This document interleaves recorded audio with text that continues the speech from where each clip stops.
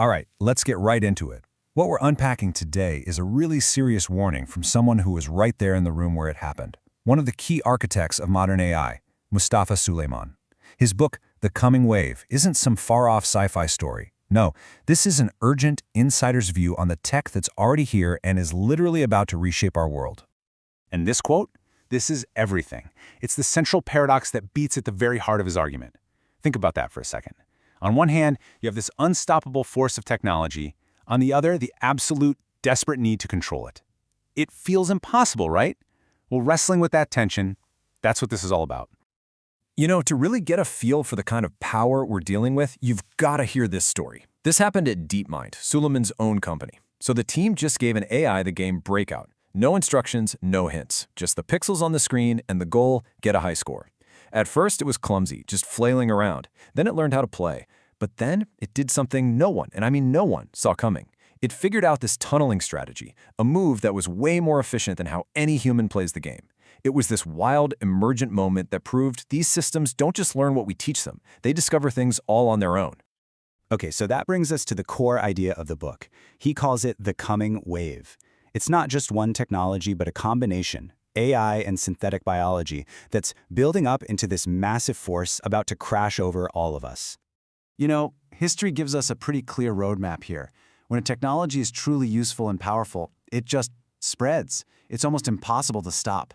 I mean, look at the car. From 10% of people having one to almost 60% in just 15 years. And the internet? Whoa, that growth is on another level entirely, from a few million to billions. The lesson is simple. Powerful tech wants to be free. So this is the question we really have to ask ourselves. If we couldn't contain things like the car or the internet, which are, let's be honest, way simpler than what we're building now, what on earth makes us think we stand a chance of containing this next wave? Now, Suleyman makes a really important distinction here. He says we get all tangled up in these big debates about conscious thinking AI, AGI. He says forget that for a minute. The real game changer is what's right in front of us. Artificial Capable Intelligence, or ACI. This isn't sci-fi. This is an AI that you can give a complex goal to, something like launch a new product and run the marketing campaign, and it can actually do it, step by step. That's the tool that's about to be everywhere. So if this technology is so powerful and potentially dangerous, why don't we all just agree to, slow down? Well, that brings us to the next part, the incredible forces pushing this wave forward, making it seem totally unstoppable. So Suleyman points to 4 huge drivers that are pushing this thing forward at breakneck speed. You've got countries in a massive race for supremacy. You've got unbelievable financial incentives. You have the very real need to solve huge problems like climate change. And of course, there's just the pure thrill of discovery for the scientists involved. But here's the kicker. They all feed each other. The geopolitical race justifies the spending, the money attracts the talent, and the whole thing gets wrapped up in this noble quest to save the world. It's a perfect storm of acceleration. Just to put a number on the money part for a second, we're not talking about a few billion here and there. The estimated long-term boost to the global economy is in the neighborhood of $100 trillion, with a T. When that kind of prize is on the table, the race becomes almost impossible to slow down. And then there's the global chessboard. The US and China are locked in this high-stakes tech race. China has made it an explicit national goal to dominate AI by 2030, to control what they call the commanding heights. In an environment like that, if you suggest pausing or slowing down, you're basically saying you want to lose, and nobody wants to lose. So, with these unstoppable forces pushing the way forward, we have to look at the other side of the coin, the immense, potentially catastrophic risks that come along for the ride.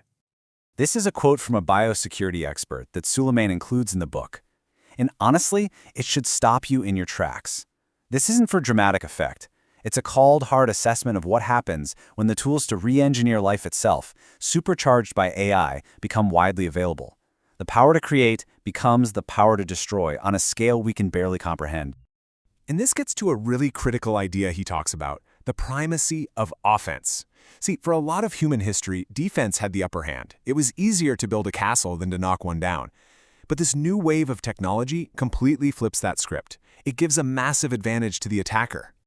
And just look at what that means in the real world. The threats we've built our entire society to defend against are being totally transformed.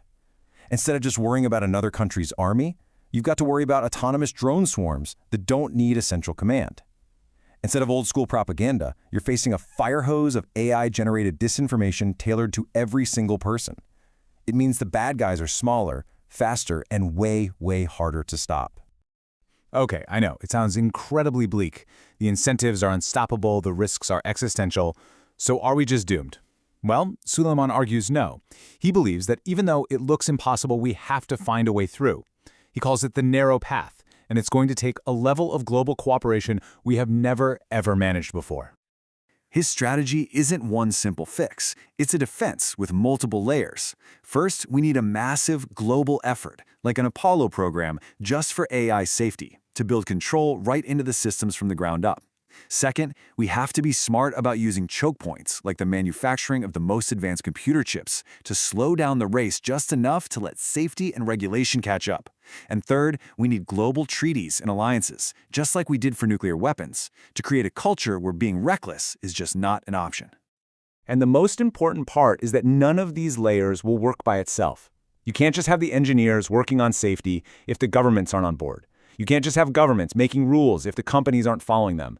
They all have to be locked in, working together. It is truly an all-hands-on-deck moment for humanity. So at the end of the day, this explainer of Suleyman's work leaves us all staring at this one final critical question. The argument about if the wave is coming is over. It's here. The first waves are already hitting the shore. The power is real. The dilemma is real. The only thing left to decide now is, what are we going to do about it?